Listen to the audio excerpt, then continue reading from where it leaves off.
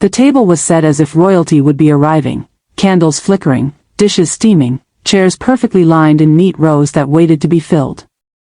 For 7 long years, every extra shift, every sacrifice, every birthday I celebrated with nothing but determination in my heart had built up to this one day.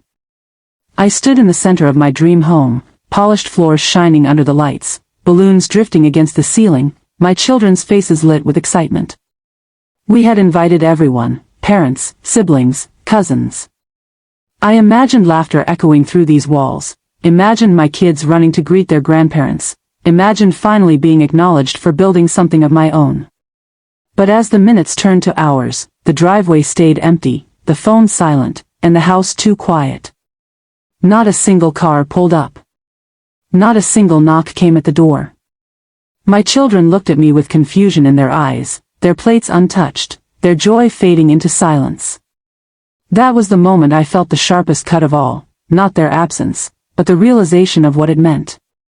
And before I reveal how karma played out, hit that hype button right below this video. Think of it as a super like. You get 3 hypes every week, and each one pushes this story higher so more people can see it.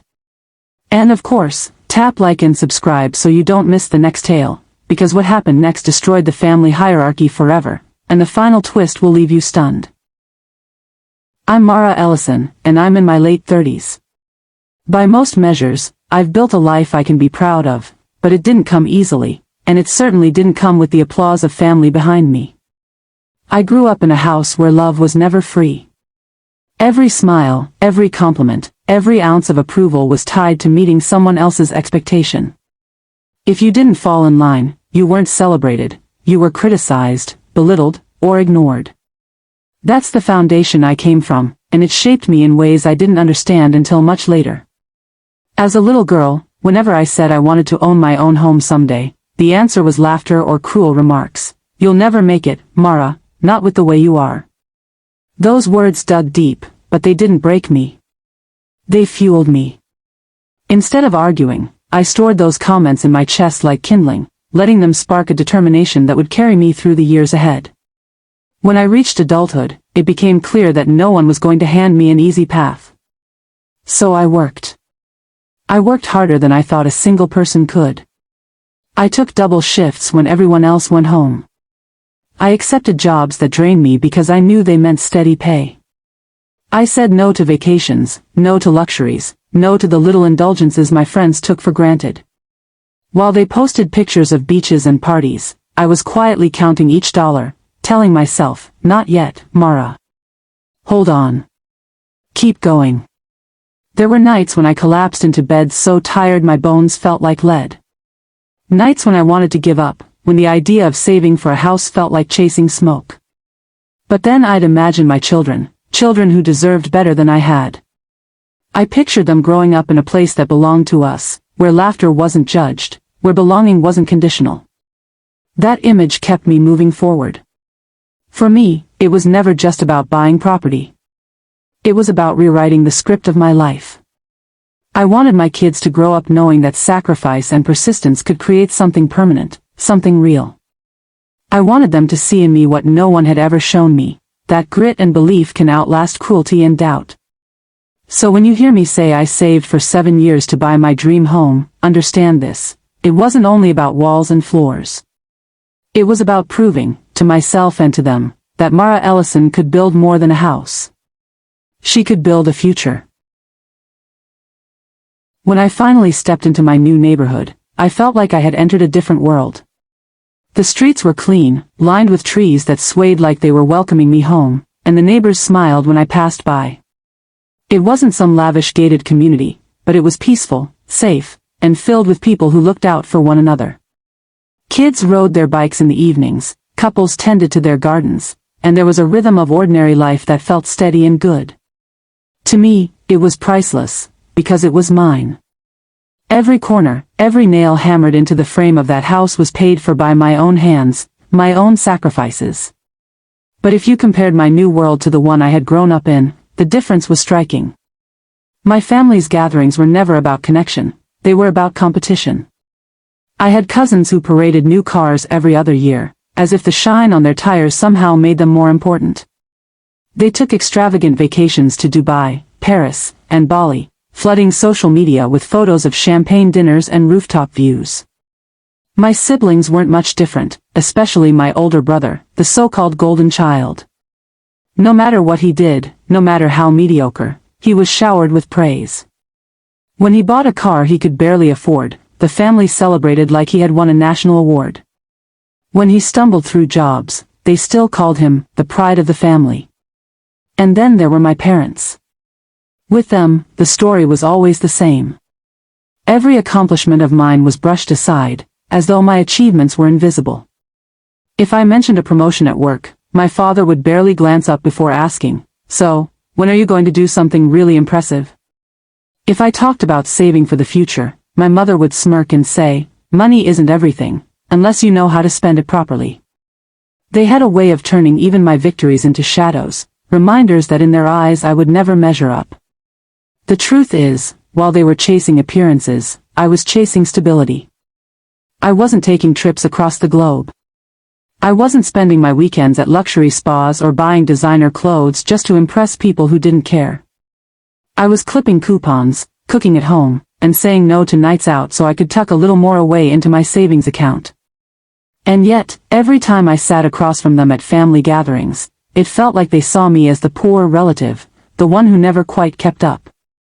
I could feel the unspoken judgments in the glances they exchanged, the way they shifted conversations away from me, or the half-hearted, "good for you," when I tried to share something I was proud of. One moment that never left me was at a holiday dinner years ago. My brother had just announced that he was moving into a rental apartment, nothing spectacular, but because it was him, the table erupted in applause. When I mentioned that I had been quietly saving to one day buy my own home, the room fell silent for a beat. Then my cousin chuckled and said, "Mara, you? Buying a house? You'll wear yourself out before you get anywhere close." The laughter that followed burned into me more than the food on my plate. That was the rhythm of my life with them, their excess celebrated, my discipline dismissed. So when I finally bought my house, it wasn't just a property, it was a sharp contrast to the world they had always lorded over me. While they drained their accounts chasing moments to impress strangers, I built something lasting. While they sought applause, I sought permanence. The irony, of course, was that the very thing they mocked me for became the thing they could never match. And yet, despite everything, I still believed, naively, that when I invited them to see this dream realized, they would set aside their pride long enough to stand in my corner. But that was the cruelest part of it all. I had mistaken blood for loyalty, and family for love. The truth is, the housewarming wasn't the first time my family had let me down. It was simply the sharpest cut in a long line of smaller wounds, each one deepening the gap between us. For as long as I can remember, my achievements have been invisible to them. When I earned my first promotion after months of sleepless nights and extra projects, I came to a family dinner brimming with pride. I expected at least a smile, maybe a kind word. Instead, my father waved his fork in the air and asked, "So, when are you going to aim for something serious?" My mother changed the subject to a sale at a department store, and my brother launched into his usual self-congratulations. That night, my joy felt like a candle snuffed out in the wind. I thought I could live with it, until the day I couldn't. Another time, it was my children who bore the weight of their dismissal. At holiday gatherings, while cousins were ushered to the head of the table, my kids were quietly directed to the far corner, sometimes with paper plates when the china ran out. I would watch them glance at me, their small faces caught between confusion and the need to be polite. I wanted to rise, to demand better treatment, but I bit my tongue because I still believed keeping peace meant keeping family close. I thought I could live with it, until the day I couldn't. Then came the birthdays. Year after year, I extended invitations for them to celebrate with us. I decorated our small apartment with balloons, baked cakes from scratch, and hoped this time they would show up. More often than not, I received vague excuses, "We're busy," or "Something came up." But later, I'd scroll through social media and see them smiling in group photos at restaurants, laughing together, their plates piled high. The caption would read, "Family first." Family first, except when it came to me and mine. I thought I could live with it, until the day I couldn't. There was also the time I tried to bridge the gap with generosity. When I received a small work bonus, I decided to host a dinner and treat everyone. I cooked for days, spent money I didn't really have, and arranged the table with care. They came, but not with gratitude. They nitpicked the food, complained about the seating, and one cousin even whispered that my house smelled too modest. When the night ended, they left without offering thanks, their laughter trailing behind them as though mocking my effort. I cleaned up the plates with tears stinging my eyes. I thought I could live with it, until the day I couldn't. What stung most wasn't the individual slights, it was the pattern. Each moment might have been excused, brushed off, explained away as misunderstanding. But together, they painted a picture of where I stood in their eyes, always less, always last, always the one they could exclude without consequence. And yet, I kept showing up. I kept inviting them in. I kept hoping that if I just endured long enough, things would change. But the truth is, endurance has a breaking point. And mine was coming sooner than they could ever imagine. For weeks leading up to the housewarming, my heart carried a steady beat of anticipation. I wanted everything to be perfect, not extravagant, but meaningful. I wrote the invitations myself, addressed them with care, and sent them early so no one could say they hadn't had enough notice. I pictured my parents walking through the door, perhaps even offering a rare word of praise. I imagined my siblings bringing their children, the cousins running in and out of rooms, laughter weaving into the walls as if blessing them. I imagined, just for once, we would feel like a family celebrating together. The morning of the big day, I rose before the sun. My children helped tie ribbons on the chairs, their little fingers fumbling but eager. We set balloons along the staircase, their colors bright and full of promise.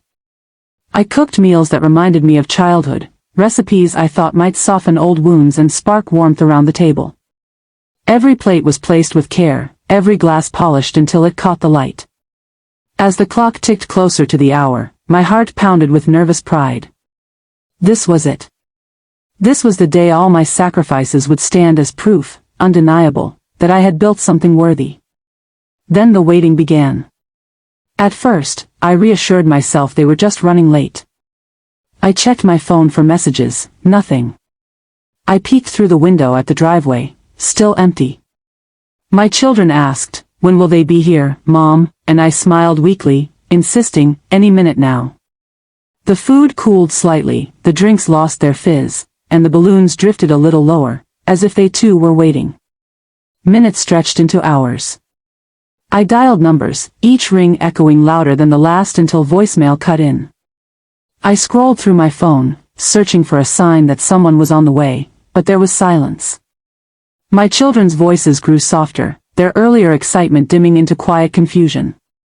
My youngest tugged at my sleeve and whispered, "Did they forget about us?" That question pierced deeper than any insult ever had. By the time the sun began to dip, the reality settled like a heavy fog. No one was coming. Not my parents, not my siblings, not the cousins I had grown up with.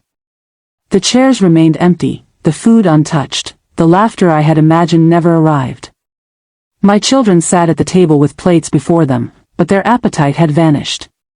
Balloons sagged against the walls, decorations stood as hollow reminders of a celebration that never was. The silence was so loud it felt like it pressed against my chest, squeezing the air from my lungs. And in that silence, the truth revealed itself. Cruelty doesn't always scream.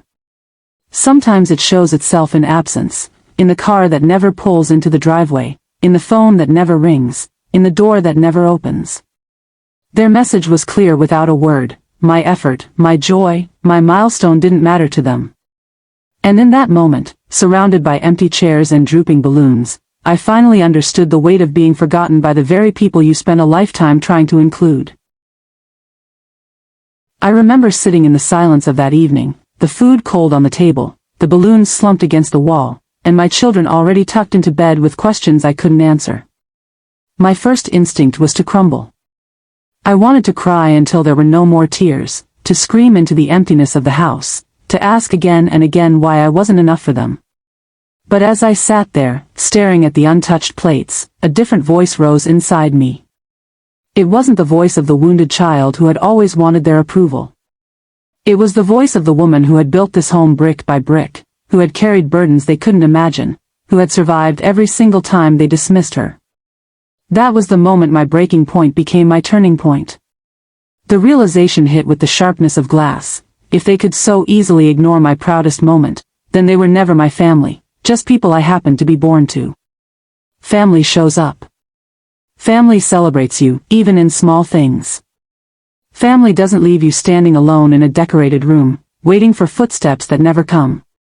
And if mine couldn't even do that, then what exactly was I chasing? What was I begging for? I felt a wave of clarity wash over me, so strong it almost scared me. All those years of bending over backward, of hosting dinners, of sending invitations, of clinging to the hope that someday I'd be enough, suddenly I saw them for what they were: attempts to buy love that was never truly offered. I thought back to every unanswered phone call, every time my children were pushed to the corner table, every laugh at my expense. They weren't isolated incidents, they were a pattern, a truth I had been too afraid to accept. I rose from the table and walked through my house, touching the walls, the furniture, the little details I had chosen with such care. For the first time, I didn't see what was missing, I saw what was here. This home wasn't empty. It was alive with my effort, my sweat, my sacrifices, my children's laughter still lingering in the air. They had dismissed me, but this house was proof I had never needed their validation to begin with. That night, I said the words out loud, like a vow: no more. No more begging, no more waiting, no more shrinking myself to earn scraps of affection. I could almost hear the echo of that truth bounce off the walls, filling every corner of my home with strength. It was my mic drop moment, the one I had never dared to claim before. And once spoken, I couldn't take it back. I didn't want to. Because in declaring it, I stepped into a freedom I didn't even know I had been waiting for. My breaking point wasn't destruction, it was the beginning of independence. It was the night I stopped being the forgotten daughter and started being Mara Ellison, the woman who chose herself. The morning after the housewarming, I woke up with swollen eyes and an ache in my chest that felt like it could split me in half. But alongside the hurt was a surprising calm, the kind of clarity that only comes when the fog finally lifts. For the first time in my life, I saw my family for who they truly were, not as the people I had been desperate to please, but as the people who had chosen, again and again, to reject me. And I knew I couldn't keep playing the same role. Something inside me shifted. My first act of defiance wasn't loud or dramatic. It was simple. I opened my phone, scrolled to the family group chat, and stared at the string of messages I had always been the one to send. Birthday wishes, holiday greetings, invitations that went unanswered. My words littered the thread like confetti no one had bothered to sweep up. My hands trembled, but with one deliberate tap, I left the group. The silence that followed was louder than anything they could have said. Next, I stopped sending updates. No more texts announcing promotions, no more photos of my kids hoping for a compliment, no more reminders of milestones they would only brush aside. I deleted numbers I no longer needed, blocked out the noise that had kept me second-guessing my worth, and turned my attention to people who had shown me genuine care. And you know what? It was like opening a window in a stuffy room. Suddenly, I had space to breathe. I started pouring that energy into friendships that uplifted me. Neighbors who had dropped by with welcome baskets became weekly dinner guests. Colleagues who had clapped when I shared news of my housewarming became the ones I confided in. I noticed how different it felt when support came without strings, when kindness wasn't rationed out like a prize but given freely, because it was real. I found myself laughing more with people who barely shared my past but wanted to be part of my future. My children thrived too. They spent afternoons with friends from school, invited playmates into our home, and filled the rooms with joy that didn't depend on anyone's approval. The house, once prepared for people who never arrived, became a haven for those who did. That's when the most powerful truth dawned on me: I hadn't lost anything. I had been clinging to an illusion of family while neglecting the very connections that wanted to grow. I hadn't been abandoned at my housewarming, I had been freed. freed from the endless cycle of chasing love where none existed. And so I shut the door, not on my dream home, but on years of one-sided loyalty. I sealed it like you would close off a draft, no longer letting their coldness seep into the warmth I had built. For the first time in decades, I felt a steady kind of peace, one that came not from who sat at my table, but from knowing I would never again beg for a seat at theirs. It didn't take long for the whispers to reach me. Family has a way of speaking loudest when they think you're not listening. Within weeks of my silence, I began to hear the things they said behind my back. "Mara's so ungrateful," one cousin muttered to another. "After everything the family has done for her, she just walks away?" The irony almost made me laugh. What exactly had they done for me, other than ignore my milestones and humiliate my children? But I stayed quiet. I didn't defend myself, didn't chase down explanations. Let them paint me however they wished. I had nothing left to prove. But life has a way of peeling back masks when the time is right. Not long after I drew my line in the sand, cracks began to appear in the golden image my family worked so hard to maintain. The so-called pride of the family, my brother, the golden child, was drowning in debts he could no longer hide. The flashy car he'd flaunted was months behind on payments, repossession looming. The successful business ventures he boasted about at dinners turned out to be smoke and mirrors, money borrowed from friends he never repaid. For years, he'd lived off applause while the foundation beneath him rotted, and now it was collapsing in full view. Then came his marriage. The relationship that had been paraded in photos as picture-perfect began to unravel publicly. His wife left, citing years of neglect and lies. The family scrambled to keep it quiet, but whispers travel faster than secrets. Suddenly, the golden child wasn't so golden anymore. Relatives who once bragged about him lowered their voices, embarrassed by the very person they had elevated above all others. It didn't stop there. My cousins, the ones who always flooded social media with images of first-class flights and rooftop dinners, were facing their own storms. One had declared bankruptcy after years of overspending, another's marriage crumbled under the weight of infidelity. The glossy photos couldn't hide the truth forever. Behind the filters, their lives were cracking wide open. And through it all, I remained silent. I didn't gloat, didn't send messages of, "I told you so." I simply watched from a distance, steady in the peace I had carved out for myself. The same relatives who once dismissed my efforts now whispered in corners about their own. The same ones who mocked my discipline now envied the stability I had built. Without me saying a single word, the truth had revealed itself. Appearances may win applause for a season, but reality always arrives. What struck me most wasn't their downfall, it was the lesson buried in it. For years, I had measured myself against their standards, begging to be recognized on their terms. But as their carefully constructed lives unraveled, I realized their standards had never been worth chasing in the first place. The foundation I had laid, hard work, sacrifice, resilience, was the only one still standing strong. So let them gossip. Let them call me ungrateful. Because while their world was crumbling under the weight of pretense, mine was quietly flourishing. And that truth needed no defense, no explanation. It spoke for itself. Karma doesn't always arrive like thunder. Sometimes it slips in quietly, rearranging the pieces until the balance is undeniable. After the silence of the housewarming and my choice to walk away, life began to bloom in ways I hadn't expected. At work, opportunities seemed to unfold naturally. Months later, I was offered a promotion, one that came with recognition for the very qualities my family once mocked: discipline, consistency, and integrity. My colleagues celebrated me with genuine joy.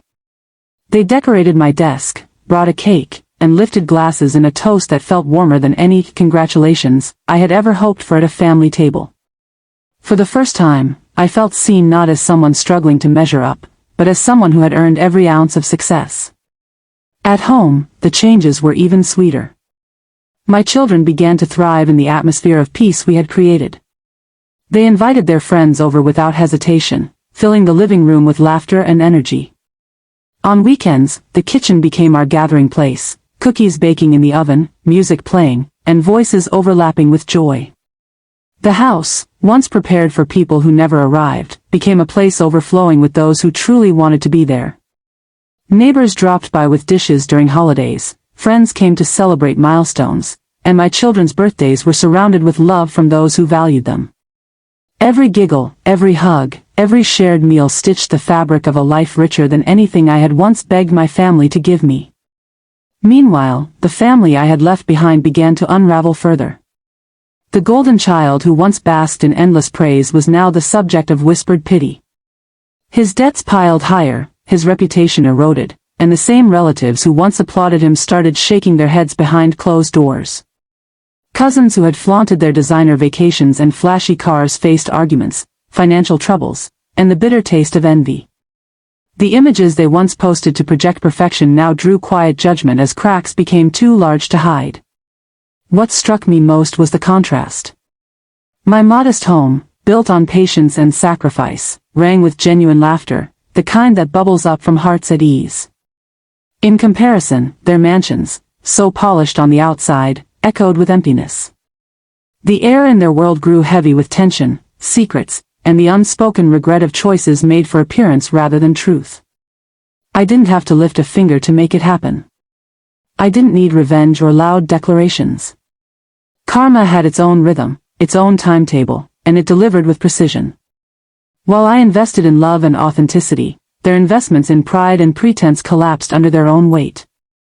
And in those quiet evenings, when I sat on the porch of my dream home, sipping tea while my children played in the yard, I realized something powerful: peace itself was the greatest revenge. Their envy, their gossip, their unraveling, it no longer mattered. What mattered was that I had chosen a path that led me here, to a life filled with laughter, stability, and a freedom that no absence could ever take away. Healing didn't happen all at once. It came slowly, like sunlight creeping through a window after a storm. For years, I had lived with the weight of waiting, waiting for a phone call, waiting for approval, waiting for someone else to finally say, "We're proud of you." But once I let go of that expectation, the heaviness began to lift. My life became lighter, not because the wounds disappeared, but because I stopped reopening them with hope that was never going to be fulfilled. Instead of longing for family who had chosen absence, I began building traditions of my own. Sunday dinners became sacred in our house. My children and I would gather in the kitchen, stirring pots of soup, baking bread, and setting the table with mismatched plates that carried more love than any fine china ever could. Friends from work, neighbors who had become like family, even my children's classmates, our table was never empty. Holidays, once filled with dread and comparison, turned into celebrations of joy, where laughter spilled into every corner of the house. The transformation wasn't just in routines, it was in me.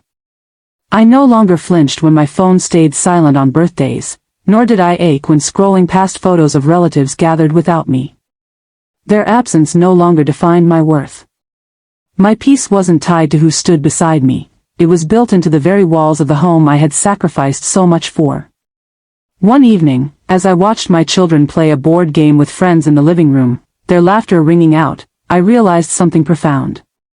This was the life I had been chasing all along, not recognition, not status, not approval from people who never intended to give it. What I needed was right here: belonging, love, and peace that came from choosing my own family, even if it didn't share my blood. And in that realization, I found the deepest healing of all. I hadn't lost family, I had gained freedom. It was almost inevitable that they would circle back. Time has a way of humbling even the proudest people. After years of silence, a message from one of my cousins appeared on my phone: "We should reconnect. Things have been hard lately." Not long after, my brother reached out too, his tone stripped of the arrogance that once defined him. The golden child, now dulled by debt and broken promises, wanted advice and comfort. Slowly, others followed, parents hinting at loneliness, relatives who once laughed at my discipline now searching for stability they never built. But here's the difference: I no longer trembled at their attention. I no longer saw their return as validation. Instead, I felt calm. Their words didn't carry the power they once had. I listened, but I didn't bend. The years of chasing their approval had ended. This time, if they wanted a seat at my table, it had to be on my terms.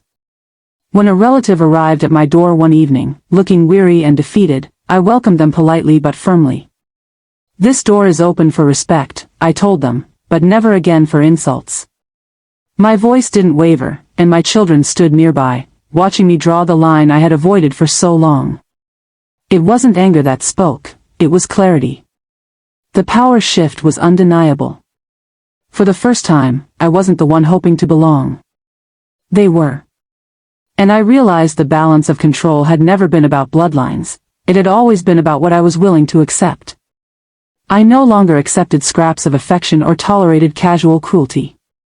They could step inside my life if they chose humility, honesty, and respect. But if they couldn't, the lock on my door worked just fine. And in that moment, the reckoning wasn't just theirs, it was mine too.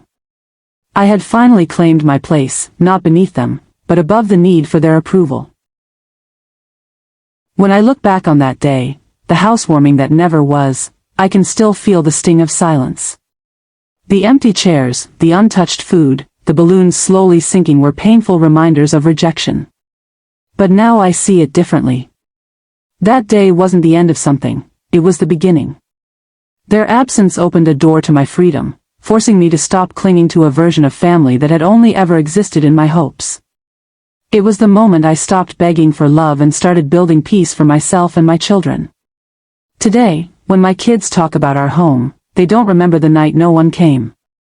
They remember birthdays where friends filled every seat, Sunday dinners that turned into laughter-soaked evenings, and holidays where joy was abundant even without grandparents or cousins. To them, this house doesn't carry the weight of rejection, it carries the glow of belonging. And in their eyes, I see proof that we created something far more valuable than tradition. We created love on our own terms. For me, gratitude has replaced grief. I no longer ache for the people who didn't show up. Instead, I'm thankful for the lessons their absence taught me. Sometimes absence teaches you more than presence ever could. Sometimes the people who walk away show you the strength you didn't know you had. And I've learned a truth I will carry forever. True family is not always blood, it's whoever shows up when it matters. The ones who stand beside you in your struggles, who celebrate your victories without envy, who make a place at their table for you without hesitation. Those are the people worth holding close. If this story spoke to you, I invite you to hit that hype button. Think of it as a super like. You get 3 hypes each week, and everyone helps this story rise so others can find it. And of course, like, share, and subscribe so you never miss the next tale. Because the next story? It's even colder, and its ending will leave you stunned.